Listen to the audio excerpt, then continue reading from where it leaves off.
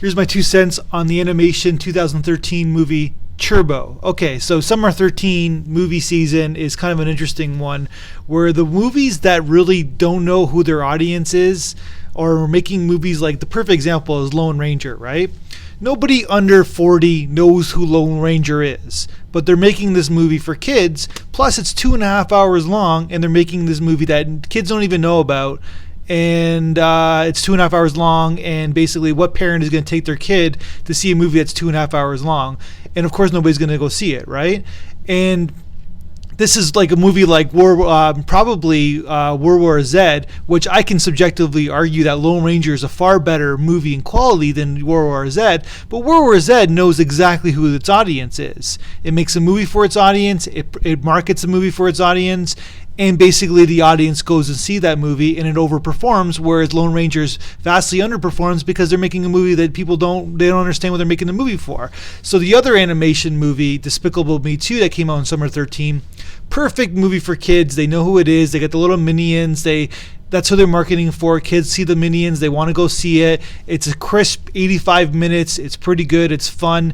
So you got a movie like Turbo, which is a pretty good movie. Let's just talk about it. I'll talk about it in a second. But really, who's the movie for? Who are they making a movie about? A snail that basically races in Indianapolis 500 for? Who are they making that movie for? The snail look cute, yeah, but the girls want to watch this movie, and the boys want to watch a movie about someone in Indianapolis 500, which they probably don't even know what is, because Indianapolis 500 hasn't been popular since what?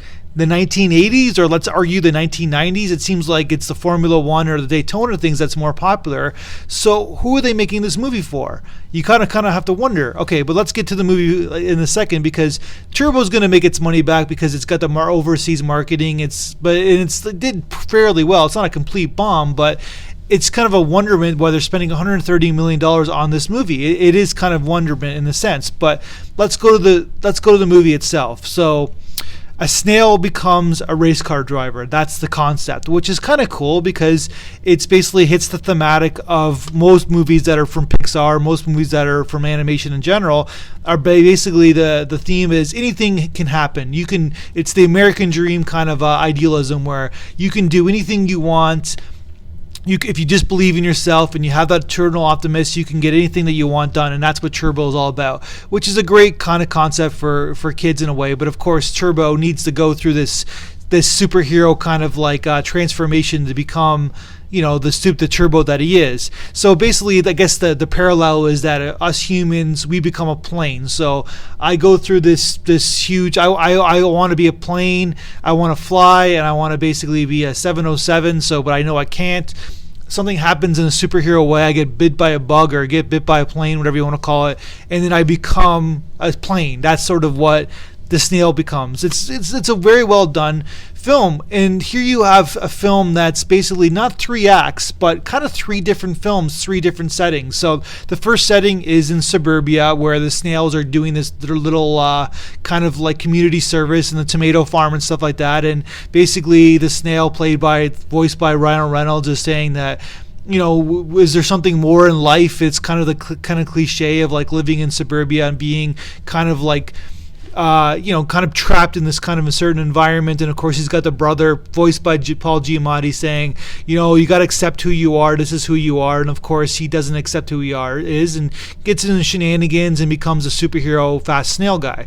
So the second part of the movie is that they land in the Los Angeles underground, where it's kind of like a portrayal of like how Cars, the same kind of studio, Cars is basically showing how certain towns can't exist anymore and they're poor because of the transformation of the highway system. It's kind of like the same way where the Los Angeles underground, where it kind of doesn't really, soon as a certain area kind of like nobody lives there anymore, you got all these places like this mini mall that basically is not doing well business wise and needs to have a jump start. So then you have the snail jumpstart into this in community, just like the car in Cars jumpstarts the community off of the highway into basically prominence. So it's the same kind of concept. And then, of course, it's got the Latino brother, played by Mikey Pena, and Luis Guzmaz is the other brother. So it's got these kind of like parallel brother stories.